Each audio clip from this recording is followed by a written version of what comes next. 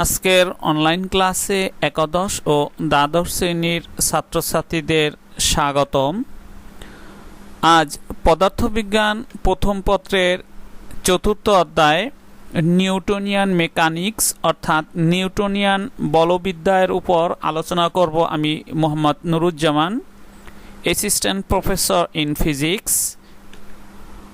আজ তোমাদের এই অধ্যায়ে দুটি গুরুত্বপূর্ণ টপিকস এর উপরে আলোচনা করব। টপিকস দুটি হচ্ছে নিউটনের তৃতীয় সূত্র এবং ভরবেগের সংরক্ষণ বা নিত্যতা সম্পর্কে এবং তার বেশ কিছু বাস্তবধর্মী প্রয়োগ সম্পর্কেও আলোচনা করা হবে। আশা করি শেষ পর্যন্ত তোমরা আমার এই আলোচনা শুনবে এবং এই বিষয়ে বিস্তারিত জানতে পারবে। প্রথমেই আলোচনা করব নিউটনের গতির তৃতীয় সূত্র, Newton's third law of motion. নিউটনের গতির তৃতীয় সূত্রটি দুটি বস্তুর সাথে সম্পর্কিত, যা নিম্নরূপ: প্রত্যেক ক্রিয়ারই একটি সমান ও বিপরীত প্রতিক্রিয়া আছে। ধরি এ এবং বি, এখানে দুটি বস্তু পরস্পরের দিকে আকর্ষণ বলে ক্রিয়া করছে। তোমরা খেয়াল করো, এই এ বস্তুটি বি এর দিকে এবং বি বস্তুটি এর দিকে আকর্ষণ বল ক্রিয়া করছে। এক্ষেত্রে ধরা যাক F1 হলো প্রথম বস্তু এর উপর দ্বিতীয় বস্তু বি এ কর্তৃক আকর্ষণ বল এবং F2 হলো দ্বিতীয় বস্তু বি এর উপর প্রথম বস্তু এ কর্তৃক আকর্ষণ বল। তাহলে দেখা গেল এই প্রথম বস্তু এর উপরে দ্বিতীয় বস্তু একটি আকর্ষণ বল ক্রিয়া করবে এবং দ্বিতীয় বস্তু বি এর উপরে এ আরেকটি আকর্ষণ বল করবে এবং এই আকর্ষণ ও বিকর্ষণ বল পরস্পর সমান ও বিপরীতমুখী হয়ে থাকে। সুতরাং নিউটনের তৃতীয় সূত্র অনুসারে আমরা পাই F1 = -F2। প্রকৃতিতে বলসমূহ জোড়ায় জোড়ায় ক্রিয়া করে। আমি যখন বলের বৈশিষ্ট্য বা ধর্ম সম্পর্কে আলোচনা করেছিলাম, তার ফার্স্ট ক্যারেক্টারিস্টিক্স বা বৈশিষ্ট্যে আমি বলেছিলাম বলসমূহ জোড়ায় জোড়ায় ক্রিয়া করে। একটি একক বলের কোনো অস্তিত্ব নেই। সেক্ষেত্রে F1 এবং F2 বল দুটিকে অনেক সময় ক্রিয়া এবং প্রতিক্রিয়া বল বলা হয়ে থাকে। এক্ষেত্রে F1 হচ্ছে ক্রিয়া এবং F2 হচ্ছে প্রতিক্রিয়া। এরপরে এই F1 ও F2 বল দুটির মধ্যে কোনটি ক্রিয়া বল আর কোনটি প্রতিক্রিয়া বল সেটি কোনো মুখ্য আলোচক বিষয় নয়। এক্ষেত্রে F1 ও F2 বল দুটির মধ্যে একটি ক্রিয়া বল হলে অপরটি হবে প্রতিক্রিয়া। সেক্ষেত্রে F1 ক্রিয়া হলে F2 প্রতিক্রিয়া বা F2 ক্রিয়া হলে F1 হবে প্রতিক্রিয়া। এটি মূলত কোনটি ক্রিয়া কোনটি প্রতিক্রিয়া এর উপরে ডিপেন্ডেবল হয় না। নিউটনের গতির তৃতীয় সূত্রটি প্রকৃতিতে বিরাজমান বলগুলোর মধ্যকার অন্তর্নিহিত প্রতিসাম্য বিষয়বস্তু সম্পর্কে উন্মোচন করে এবং এই ক্রিয়া প্রতিক্রিয়া বল সর্বদা দুটি ভিন্ন বস্তুর উপর ক্রিয়া করে থাকে, কখনোই একই বা একটি নির্দিষ্ট বস্তুর উপর ক্রিয়া করে না। আর প্রতিক্রিয়া বল ততক্ষণই কার্যকর থাকে যতক্ষণ ক্রিয়া বলটি থাকবে, আর প্রতিক্রিয়া বল বন্ধ হয়ে যাবে যখন ক্রিয়া বন্ধ হয়ে যায়। ক্রিয়া প্রতিক্রিয়া বল বস্তুদ্বয়ের সাম্যাবস্থায় বা গতিশীল অবস্থায় থাকা, একে অপরের সংস্পর্শে থাকা বা না থাকার উপরে নির্ভরশীল নয়। সুতরাং দুটি বস্তুর মধ্যে পারস্পরিক ক্রিয়া প্রতিক্রিয়া বল পরস্পর সমান ও বিপরীত হয়ে থাকে। এটি মূলত নিউটনের গতির তৃতীয় সূত্রের ধারণা। তাহলে এই ক্ষেত্রে মূল বিষয় তোমরা মনে রাখবা যে বল জোড়ায় জোড়ায় ক্রিয়া করে এবং একটি হচ্ছে ক্রিয়া এবং একটি হচ্ছে প্রতিক্রিয়া। কোনটি ক্রিয়া এবং কোনটি প্রতিক্রিয়া এটি মুখ্য বিষয় নয়। একটি ক্রিয়া হলে অপরটি হচ্ছে তার প্রতিক্রিয়া, একটা অ্যাকশন এবং অপরটা হচ্ছে তার রিঅ্যাকশন। এরপরে নিউটনের গতির প্রথম ও তৃতীয় সূত্রের মধ্যে একটি পারস্পরিক সম্পর্ক রয়েছে, সেই সম্পর্ক নিয়ে এখন আলোচনা করব। আমরা জানি এ ও বি দুটি বস্তু একটি সিস্টেমে একে অপরকে আকর্ষণ করে বা ক্রিয়া করে। এই সিস্টেমে বস্তু যায় স্থির আছে না সমবেগে গতিশীল আছে, অর্থাৎ ত্বরণ শূন্য। এই অবস্থায় সিস্টেমে বস্তুদ্বয়ের উপর প্রযুক্ত নিট বল কি হবে? শূন্য হবে। এই সিস্টেম যদি বাইরে থেকে কোনো বল প্রযুক্ত না হয় তাহলে ব্যবস্থাটির অভ্যন্তরীণ অর্থাৎ বস্তুদ্বয়ের পারস্পরিক নিট বলও শূন্য হবে। এক্ষেত্রে নিউটনের প্রথম সূত্র থেকে আমরা বলতে পারি যে সামেশন অফ F = 0, কারণ বস্তুর উপর কোনো বল ক্রিয়াশীল না হলে সেই ক্ষেত্রে ত্বরণও শূন্য হবে, সেই ক্ষেত্রে সামেশন অফ ইকুয়াল টু 0 হয়। আর এই সিস্টেমে যদি দ্বিতীয় বস্তুটি প্রথম বস্তু এফ বল প্রযুক্ত হয় আর প্রথম বস্তুটি দ্বিতীয় বস্তুর উপর প্রতিক্রিয়া F2 বল ক্রিয়া করে, সেক্ষেত্রে আমরা লিখতে পারি summation of F equal two F1 plus F2, বা summation of F equal to 0 বসিয়ে দিলে আমরা এখানে কি পাবো, এই summation of F equal to 0 যদি বসিয়ে দিই 0 equal to F1 plus F2। পরবর্তীতে এখানে আমরা সাইড চেঞ্জ করলে F1 equal to minus F2। এটি হচ্ছে মূলত নিউটনের গতির তৃতীয় সূত্র, যেটি প্রথম সূত্র থেকে পাই। অর্থাৎ বস্তুর উপর যদি নিট বল শূন্য হয় ত্বরণও শূন্য হবে, সেই ক্ষেত্রে ক্রিয়া এবং প্রতিক্রিয়া বল পরস্পর সমান ও বিপরীত হবে, অর্থাৎ F1 equal to minus F2। এরপরে আমি আলোচনা করব নিউটনের গতির সূত্রে সীমাবদ্ধতার সমূহ বা কি কি সীমাবদ্ধতা রয়েছে। নিউটনের গতিসূত্র বৃহৎ আকৃতির বস্তুর জন্য প্রযোজ্য। যে সকল বস্তুর ভর খুবই কম বা অতি নগণ্য, যেমন ইলেকট্রন, প্রোটন, নিউটন ইত্যাদির ভর খুবই ক্ষুদ্র, এসব ক্ষেত্রে নিউটনের গতিসূত্র প্রযোজ্য হয় না। কোনো বস্তু স্থির কাঠামোতে বা সমবেগে গতিশীল হলে নিউটনের গতিসূত্র প্রযোজ্য হয়, অন্যথায় নিউটনের গতিসূত্র প্রযোজ্য হয় না। কোনো বস্তু যখন আলোর বেগের তুলনায় কম বেগে গতিশীল হয় তখন নিউটনের গতিসূত্র প্রযোজ্য হয়। আলোর বেগের কাছাকাছি বেগসম্পন্ন বস্তুর গতির ক্ষেত্রে নিউটনের গতিসূত্র প্রযোজ্য হয় না, এক্ষেত্রে আইনস্টাইনের আপেক্ষিকতার সূত্র প্রযোজ্য হয়। ক্ষুদ্র ভর বিশিষ্ট সকল বস্তুকণার বেগ বেশি হয়, যেমন ইলেকট্রন এর বেগ অত্যন্ত বেশি কারণ এর ভর অত্যন্ত নগণ্য 10⁻31 কেজি। এক্ষেত্রে বেগ প্রায় আলোর বেগের কাছাকাছি হয়, তখন গতিশীল অবস্থায় বস্তুকণা তরঙ্গ রূপে আচরণ করে, এক্ষেত্রে নিউটনের গতিসূত্র প্রযোজ্য হয় না। তাই ক্ষুদ্র ভরের বস্তুর গতির ক্ষেত্রে আইনস্টাইনের আপেক্ষিকতার তত্ত্ব প্রযোজ্য হয়। তাহলে এই সীমাবদ্ধগুলো তোমরা মনে রাখবে, এগুলো তোমাদের পরীক্ষায় আসে এবং বাস্তবতার বিবেচনায় এগুলো প্রয়োজন হয়। এরপরে আলোচনার বিষয় হচ্ছে ভরবেগের নিত্যতা, কনজারভেশন অফ মোমেন্টাম, অর্থাৎ রৈখিক ভরবেগের নিত্যতা সম্পর্কে বা সংরক্ষণশীলতা সম্পর্কে এখন বিস্তারিত আলোচনা করব এবং এর প্রয়োগ বাস্তব জীবনে বেশ কিছু প্রয়োগ রয়েছে, সে বিষয় সম্পর্কেও আলোচনা করব। নিউটনের গতির প্রথম সূত্র থেকে আমরা জানি কোনো বস্তুর উপর নিট বল যদি শূন্য হয় তবে বস্তুটি সরল পথে সমদ্রুতিতে চলতে থাকে, অর্থাৎ কোনো বস্তুর ভর m এবং বেগ v হলে বস্তুটির ভরবেগ অর্থাৎ রৈখিক ভরবেগ হবে p ইকুয়াল টু mv। অন্য কথায় কোনো বস্তুর উপর নিট বল শূন্য হলে বস্তুটির ভরবেগ সংরক্ষিত থাকে। যেহেতু ভরবেগ বলতে আমরা রৈখিক ভরবেগকে বুঝি, তাই ভরবেগের নিত্যতা বলতে আমরা রৈখিক ভরবেগের সংরক্ষণশীলতা বা নিত্যতার সূত্রকে বোঝানো হয়। উল্লেখ্য যে রৈখিক ভরবেগের নিত্যতা ও কৌণিক ভরবেগের নিত্যতা সম্পূর্ণ আলাদা বা ভিন্ন বিষয়, কারণ রৈখিক ভরবেগ হবে সরল পথে গতিশীল বস্তুর ক্ষেত্রে আর কৌণিক ভরবেগ হবে বৃত্তাকার পথে বা কোনো বক্রপথে ঘূর্ণনশীল বস্তুর ক্ষেত্রে, সেক্ষেত্রে টোটাল দুটি আলাদা বিষয়, এটি তোমরা মনে রাখবে। ভরবেগের নিত্যতা বা সংরক্ষণশীলতার সূত্রের বিবৃতি নিম্নরূপ, যে ভরবেগের সংরক্ষণশীলতা বা নিত্যতা যখন কোনো ব্যবস্থার উপর প্রযুক্ত নিট বাহ্যিক বল শূন্য হয় তখন ওই ব্যবস্থাটির মোট ভরবেগ সংরক্ষিত থাকে।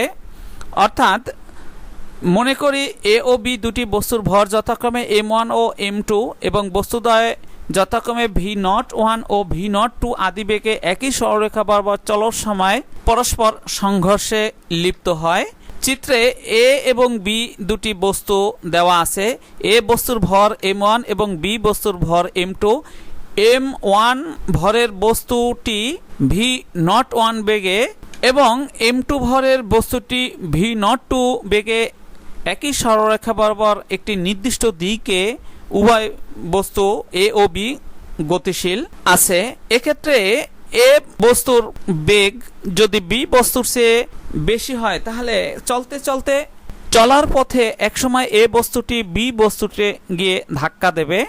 এই ক্ষেত্রে সংঘর্ষকালীন একটি ভরবেগ হবে এবং সংঘর্ষের পূর্বে একটি ভরবেগ হবে এবং সংঘর্ষের পরে বস্তুদ্বয়ের আরেকটি ভরবেগ হবে। এ বিষয় নিয়ে এখন বিস্তারিত আলোচনা করব। তাহলে সংঘর্ষের পূর্বের এক্ষেত্রে আমরা বস্তুটির ক্ষেত্রে যে ঘটনা দেখলাম, বস্তুদ্বয় এ ও বি গিয়ে যখন পরস্পর সংঘর্ষে লিপ্ত হবে তখন m1 ভরের এ বস্তুটি একটি ক্রিয়া বল, এই ক্ষেত্রে m2 ভরের বি বস্তুটি m1 ভরের এ বস্তুটিকে প্রতিক্রিয়া বল ক্রিয়া করবে এবং সেই প্রতিক্রিয়া বল এবং ক্রিয়া বল পরস্পর সমান ও বিপরীত হবে।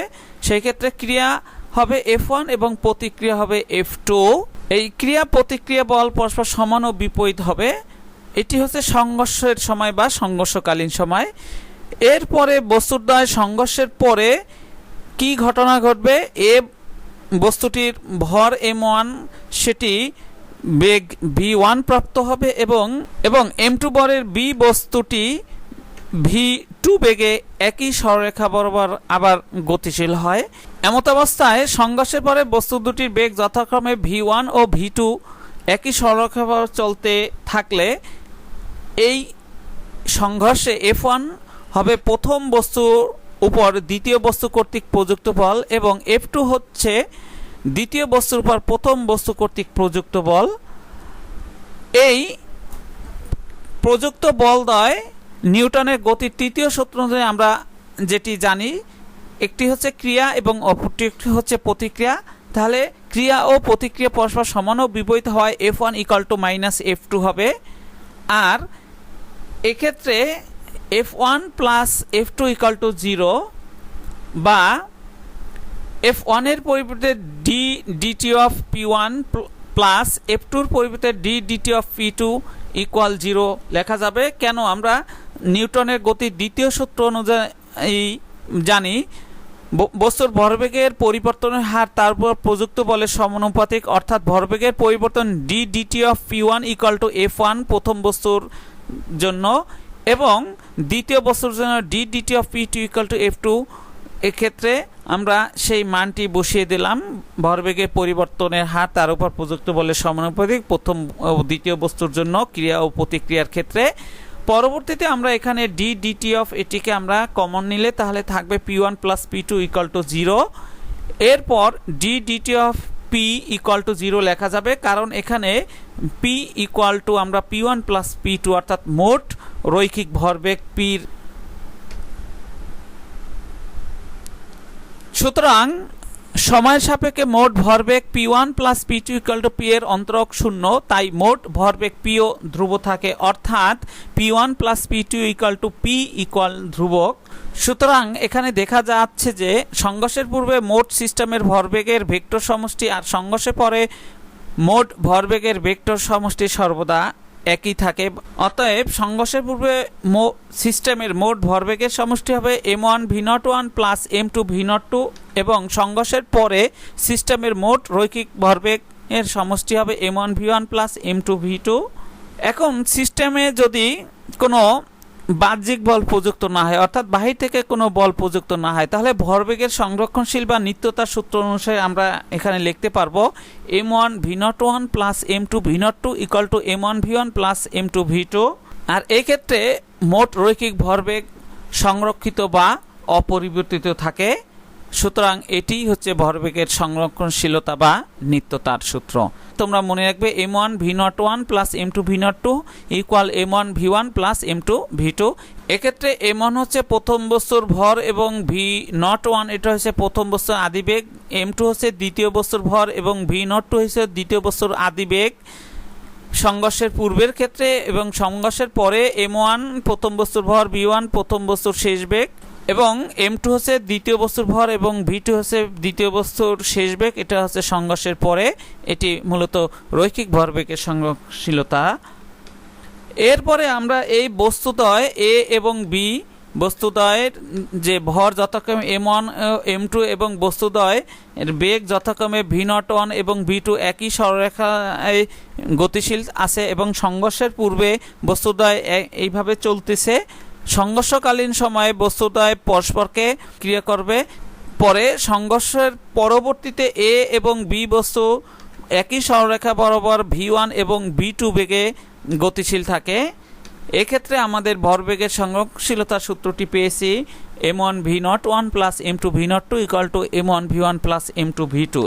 এখন এ ও বি বস্তুদ্বয় যথাক্রমে v01 ও v02 আদি বেগে একই সরলরেখা চলার সময় পরস্পরের দিকে যদি গতিশীল থাকে সেক্ষেত্রে কি হবে, অর্থাৎ বস্তু যদি একই দিকে গতিশীল হয় সেক্ষেত্রে আমাদের সূত্রটি দাঁড়াবে প্রথম বস্তুর ভর m1 এবং বেগ v01 প্লাস দ্বিতীয় বস্তুর ভর m2 এবং একই দিকে গতিশীল হওয়ার জন্য minus v02 equal m1 v1 plus m2 v2 সংঘর্ষের পরবর্তী। এই সূত্র দিয়ে আমাদের অঙ্ক করতে হবে, অর্থাৎ একই দিকে যদি বস্তু গতিশীল থাকে তাহলে প্রথম বস্তুর বেগ যদি পজিটিভ হয় তাহলে দ্বিতীয় বস্তুর বেগটি ঋণাত্মক বা নেগেটিভ হবে। এখন বস্তুদ্বয় এ ও বির বেগ v01 ও v02 আদি বেগে একই সরলরেখা চলার সময় সংঘর্ষে লিপ্ত হয় এবং পরস্পর মিলিত হয়ে যদি সংঘর্ষের পরে চলে তাহলে আমরা কি পাবো, m1 v01 plus m2 v02 equal to m1 plus m2 into v। এখানে v হচ্ছে মিলিত বেগ, অর্থাৎ সংঘর্ষে কালীন সময়ে বস্তু মিলিত হয়ে যখন চলে সেই অবস্থায় মিলিত বেগ নির্ণয় করতে গেলে আমরা এই 7 নং সমীকরণ থেকে আমরা অঙ্ক করতে পারি। তাহলে তোমরা এখানে তিনটা সমীকরণ মনে রাখবে, 5 নং 6 নং এবং 7 নং তিনটি সমীকরণে ভরবেগের সংরক্ষণশীল নীতি। 5 নং সমীকরণটি একই সরলরেখা বরাবর একই দিকে যদি গতিশীল থাকে, আর 6 নং সমীকরণটি পরস্পর দিকে গতিশীল থাকলে, এবং 7 নং সমীকরণটি একই সরলরেখা বরাবর গতিশীল এবং সংঘর্ষের পর যদি বস্তুদ্বয় পরস্পর মিলিত হয়ে বা মিলিত বেগে চলে তাহলে এই সূত্র দিয়ে আমরা অঙ্ক করতে পারবো। এরপরে আমরা নিউটনের গতি সূত্র ও ভরবেগের নিত্যতার সূত্রের কয়েকটি ব্যবহারিক প্রয়োগ নিয়ে আলোচনা করব। নিউটনের গতি সূত্র ও ভরবেগের নিত্যতার সূত্রের কয়েকটি ব্যবহারিক প্রয়োগ নিম্নরূপ। নাম্বার 1, ভূমির উপরে দাঁড়ানো।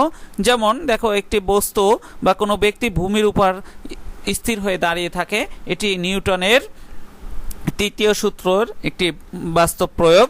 এরপরে টেবিলের উপরে বই রাখা বা কম্পিউটার রাখা বা কোনো কিছু রাখা। দেখো, টেবিলের উপর কোনো একটি কিছুকে স্থির অবস্থায় রেখে দেওয়া হয়েছে, এটাও নিউটনের থার্ড ল বা তৃতীয় সূত্র মেনে চলে। এরপর ভূমিতে হাঁটা, অর্থাৎ আমরা যে ভূমিতে হাঁটি বা মাটির উপর দিয়ে হাঁটি, এটাও নিউটনের তৃতীয় সূত্রের একটি বাস্তব প্রয়োগ। দেখো, একটি লোক হাঁটতেছে ভূমির উপরে, এখানে লোকটি পা দ্বারা ভূমির উপর ক্রিয়া করতেছে এবং লোকটির উপরে প্রতিক্রিয়া বল ক্রিয়া করার জন্য আমরা অনায়াসে ভূমির উপর দিয়ে হাঁটতে পারি। এরপরে চতুর্থ আরেকটা আছে ঘোড়ায় গাড়ি টানা, অর্থাৎ ঘোড়ায় যে গাড়ি টানে কিভাবে টেনে নিয়ে যায়, এখানেও আমরা দেখতে পাই যে ঘোড়া ভূমিতে ক্রিয়া বল প্রয়োগ করে এবং ভূমি সমান ও বিপরীত প্রতিক্রিয়া বল ক্রিয়া করার জন্য গাড়িটা সামনের দিকে এগিয়ে যায়। এরপরে নৌকার গুণ টানা, নৌকায় গুণ টানা এটিও একটি নিউটনের সূত্রের প্রয়োগ। এরপরে বন্দুক থেকে গুলি ছড়া, এটা ভরবেগের নিত্যতা ও নিউটনের থার্ড ল মেনে চলে। অর্থাৎ বন্দুক থেকে যখন গুলি ছড়া হয় তখন বন্দুকটি পিছনের দিকে একটু ধাক্কা দেয়, গুলিটা যেহেতু সামনের দিকে এগিয়ে যায় পিছনের দিকে একটু ধাক্কা দেয়, এটিও একটি নিউটনের গতিসূত্র ও ভরবেগের নিত্যতার প্রয়োগ। আর নৌকা থেকে লাফ দেওয়া, কোনো ব্যক্তি নৌকা থেকে লাফ দেয়, এটাও হচ্ছে যখন ব্যক্তি নৌকা থেকে লাফ দিয়ে সামনে অগ্রসর হয় নৌকাটা কিছুটা পিছনের দিকে চলে যায়, এটাও নিউটনের তৃতীয় সূত্রের বাস্তব প্রয়োগ। দেখো, একজন ব্যক্তি নৌকা থেকে লাফ দিচ্ছে, তাহলে নৌকাটা পিছনের দিকে সরে যাচ্ছে, ব্যক্তি সামনের দিকে এগিয়ে যাচ্ছে। সর্বশেষ আরেকটি পয়েন্ট, মহাশূন্য অভিযান তথা রকেটের গতি, অর্থাৎ রকেট যখন ভূপৃষ্ঠ থেকে উপরের দিকে খাড়া উঠে তখন ভূমিতে প্রচণ্ড বেগে ধাক্কা দেয়, পরবর্তীতে এই ধাক্কার জন্য তার রকেটের ভরবেগের পরিবর্তন হয়, যার ফলে রকেটটা গতিশীল হয়। এই বিষয়গুলো নিয়ে তোমাদের এখন আমি বিস্তারিত আলোচনা করব। প্রথমে ভূমির উপরে দাঁড়ানো। আমরা জানি একজন ব্যক্তি ভূমির উপর যদি দাঁড়িয়ে থাকে তার পা ভূমির উপর ওজনের সমান বল ক্রিয়া করে, এ বল ভূমির উপর লোকটির ওজনের ক্রিয়াবল। অর্থাৎ আমরা যখন ভূমিতে দাঁড়িয়ে থাকি তখন কি হয়, আমাদের ওজনটা খাড়া নিচের দিকে ক্রিয়া করে, এটি হচ্ছে ভূমির উপর আমাদের ক্রিয়া। আর যতক্ষণ পর্যন্ত লোকটি স্থিরভাবে দাঁড়িয়ে থাকবেন ততক্ষণ পর্যন্ত ভূমিও সমান ও বিপরীত বল পা থেকে খাড়া উপরের দিকে একটি বল ক্রিয়া করবে, ভূমির এ বল হলো প্রতিক্রিয়া বল। এক্ষেত্রে ক্রিয়া ও প্রতিক্রিয়া বল পরস্পর সমান ও বিপরীত হবে, অর্থাৎ F1 = -F2 হবে, যার জন্য আমরা ভূমিতে স্থির হয়ে দাঁড়িয়ে থাকতে পারি। যদি নরম কাদাযুক্ত কোনো মাটি হয় বা বালুর উপরে আমরা স্থিরভাবে দাঁড়িয়ে থাকতে পারি না, কারণ আমাদের ক্রিয়ার তুলনায় তার প্রতিক্রিয়া বল কম হয়, যার জন্য স্থিরভাবে দাঁড়ানো যায় না। অথবা পানির উপরে আমরা দাঁড়াতে পারি না, কেন? ওখানে আমরা ক্রিয়া বল প্রযুক্ত করলে ওখানে প্রতিক্রিয়া বল সৃষ্টি হয় না, যার জন্য পানির উপরে বা নরম কাদাযুক্ত মাটির উপরে দাঁড়ানো সম্ভব হয় না। এরপরে আসি টেবিলের উপরে বই রাখা বা কোনো কিছু রাখা। একটি টেবিলের উপর বই রাখা হলে বইয়ের ওজন টেবিলের উপর লম্বভাবে খাড়া নিচের দিকে চাপ প্রয়োগ করবে, এটি হলো ক্রিয়াবল। আর নিউটনের গতির তৃতীয় সূত্র টেবিলের বইয়ের উপর দিকে সমপরিমাণ একটি বল প্রয়োগ করে, আর এই বলটি হচ্ছে প্রতিক্রিয়া বল। এই অবস্থায় ক্রিয়া প্রতিক্রিয়া বল পরস্পর সমান ও বিপরীত হয়, বইটি টেবিলের উপর সাম্য অবস্থায় থাকবে। আর এটিও মূলত একটি বাস্তবধর্মী প্রয়োগ নিউটনের থার্ড ল বা তৃতীয় সূত্রের। এরপরে আমরা জানব ভূমিতে আমরা কিভাবে হাঁটি। আমরা যখন পায়ে হেঁটে চলি তখন আমাদের সামনের পা ভূমির লম্বভাবে নিচের দিকে একটি বল প্রয়োগ করে, আর এ বল ভূমির উপর আমাদের ক্রিয়া বল। ভূমিও আমাদের পায়ের উপর সমান ও বিপরীত একটি বল প্রয়োগ করে, আর এ বল আমাদের পায়ের উপর ভূমির প্রতিক্রিয়া বল। এই অবস্থায় ক্রিয়া প্রতিক্রিয়া বল পরস্পর সমান ও বিপরীত হয়, আমাদের সামনের পা স্থির থাকে, কিন্তু আমাদের পিছনের পা দ্বারা তির্যকভাবে ভূমিতে বল প্রয়োগ করে এ বল অনুভূমিকের সাথে থিটা কোণ উৎপন্ন করে থাকে। নিউটনের তৃতীয় সূত্র অনুসারে ভূমি আমাদের পেছনের পায়ের তলার উপরে সমান ও বিপরীত প্রতিক্রিয়া বল প্রয়োগ করে থাকে, আর এই প্রতিক্রিয়া বলকে অনুভূমিক ও উলম্ব দুটি উপাংশে ভাগ করা যায়। একটি হচ্ছে অনুভূমিক উপাংশ আর কস থিটা, যা আমাদের সামনের দিকে এগিয়ে নিতে সহায়তা করে অথবা আমরা ভূমিতে হাঁটতে পারি, এবং অপরটি হচ্ছে উলম্ব উপাংশ আর সাইন থিটা, যা আমাদের শরীরে ওজন বহন করে আমাদের ভারসাম্য রক্ষা করে। তাহলে এইভাবে আমরা নিউটনের থার্ড ল এই হাঁটার ক্ষেত্রেও আমরা প্রয়োগ করি, যেটা আমরা আমাদের বাস্তব জীবনের প্রতিনিয়ত ঘটে থাকে। এরপরে আলোচনা করব বন্দুক থেকে গুলি ছোড়া। যখন বন্দুক থেকে গুলি ছোড়া হয় তখন বন্দুক পেছনের দিকে একটি ধাক্কা দেয়। প্রাথমিক অবস্থায় বন্দুক ও গুলি উভয়ের বেগ শূন্য থাকে, ফলে তাদের মিলিত ভরবেগও শূন্য থাকে। বন্দুক থেকে গুলি ছোড়া হলে তার সামনের দিকে একটি ভরবেগ প্রাপ্ত হয়, আর নিউটনের তৃতীয় সূত্র অনুযায়ী বন্দুকটির গুলির সমান ও বিপরীত ভরবেগ প্রাপ্ত হবে, অর্থাৎ বন্দুকটির সমান ভরবেগে পেছনের দিকে যাবে এবং ধাক্কা বল অনুভব করবে। ধরা যাক এম ভরের বন্দুক থেকে এম ভরের একটি গুলি বি বেগে ছোড়া হলো। এক্ষেত্রে বন্দুকটির বেগ ভি। গুলি ছোড়ার আগে বন্দুক ও গুলি উভয়ের বেগ শূন্য থাকে, অতএব গুলি ছোড়ার পরে বন্দুক ও গুলির মোট ভরবেগ হবে mv প্লাস mb। এখন ভরবেগের নিত্যতার সূত্র অনুযায়ী আমরা দেখি বন্দুকের গুলি ছোড়ার পূর্বের ভরবেগ এবং পরবর্তী ভরবেগ পরস্পর সমান, অতএব mv plus mv equal to 0। এখান থেকে আমরা mb equal to minus mb লিখতে পারি। পরবর্তীতে আমরা v equal to minus m by m into v লেখা যাবে। এই যে সমীকরণটি, এটি হচ্ছে বন্দুকের পশ্চাৎবেগ। এই ঋণাত্মক চিহ্ন দ্বারাই মূলত পশ্চাৎবেগ এখানে নির্দেশ করে। তাহলে এই ক্যাপিটাল বি এটা হচ্ছে বন্দুকের বেগ বা পশ্চাৎবেগ, আর এখানে বিটা হচ্ছে গুলির বেগ। তাহলে দেখা যাচ্ছে গুলিটা সামনের দিকে এগিয়ে যাওয়ার জন্য বন্দুককে পিছনের দিকে ধাক্কা দেয়, সেই জন্য এখানে ঋণাত্মক চিহ্ন, অর্থাৎ বন্দুক ও গুলির বেগ পরস্পর সমান ও বিপরীত। এভাবে আমরা নিউটনের থার্ড ল এবং ভরবেগের নিত্যতা অনুযায়ী এখানে আমরা বন্দুক থেকে গুলি ছোড়ার বিষয়টি প্রত্যক্ষ করতে পারি। এই বন্দুক থেকে গুলি ছোড়ার উপর ভিত্তি করে আমরা মূলত নৌকা থেকে লাফ দিলে নৌকাটি পিছনের দিকে সরে যায় এবং আমরা সামনের দিকে এগিয়ে যাই বা সামনের দিকে আমরা অগ্রসর হই। এটিও মূলত নিউটনের তৃতীয় সূত্র বা ভরবেগের সংরক্ষণশীলতা মেনে চলে। সর্বশেষ আলোচনার বিষয় হচ্ছে মহাশূন্য অভিযান তথা রকেটের গতি। যখন রকেটের ইঞ্জিন কর্তৃক গ্যাস নির্গত হয় তখন সেই গ্যাসের একটি ভরবেগ থাকে। এমত অবস্থায় ভরবেগ সংরক্ষিত থাকার জন্য রকেট গ্যাস নির্গমনের বিপরীত দিকে রকেট গতিশীল হয়। এক্ষেত্রে রকেট থেকে যখন গ্যাস একটি নির্দিষ্ট বেগে নির্গত হতে থাকে তখন নির্গত গ্যাসের বিপরীত দিকে রকেটটি একটি স্থির বল লাভ করে, এ বলকে ধাক্কা বলে। ধরা যাক রকেট থেকে জ্বালানি তথা গ্যাস ভি ধ্রুববেগে নির্গত হচ্ছে। এখন ডেল টি সময়ে নির্গত গ্যাসের ভর ডেল এম হলে নির্গত গ্যাসের ভরবেগ হবে ভর ও বেগের গুণফল, অর্থাৎ del p equal to del M v. নির্গত গ্যাসের এই ভরবেগ রকেটের জ্বালানির ভরবেগের পরিবর্তনের সমান। এখন ভরবেগের নিত্যতার সূত্র অনুসারে জ্বালানির ভরবেগের এ পরিবর্তন রকেটটির ভরবেগের পরিবর্তনের সমান হয়। সুতরাং রকেটের উপর প্রযুক্ত বল তথা ধাক্কা এফ হলে ভরবেগ del p equal to F del t. এখানে এফ হচ্ছে ঘাত বল অর্থাৎ অত্যন্ত প্রবল বা শক্তিশালী বল, এবং ডেল টি হচ্ছে ক্ষুদ্রাতি ক্ষুদ্র সময়। এক্ষেত্রে 1 এবং 2 নং সমীকরণের ভরবেগের পরিবর্তন ডেল পি যদি আমরা সমতা করি, তাহলে 1 ও 2 সমীকরণ থেকে লিখতে পারবো del M V equal to F del T. এখান থেকে এফ ইকুয়াল টু আমরা লিখতে পারবো del M by del T into V. এখানে del M by del T হচ্ছে রকেটের গ্যাস নির্গমনের হার, অর্থাৎ কি পরিমাণ রকেট থেকে গ্যাস পিছনের দিকে ধাক্কা দেয় বা নির্গমন হয় সেই ভরবেগের পরিবর্তন, এবং এখানে ভি হচ্ছে ধ্রুববেগ। এইটা কারণে মূলত এফ বলে রকেটটি সামনের দিকে গতিশীল হয়। এটি এখানে নিউটনের গতির তৃতীয় সূত্র এবং ভরবেগের নিত্যতার সূত্র প্রযোজ্য হয়।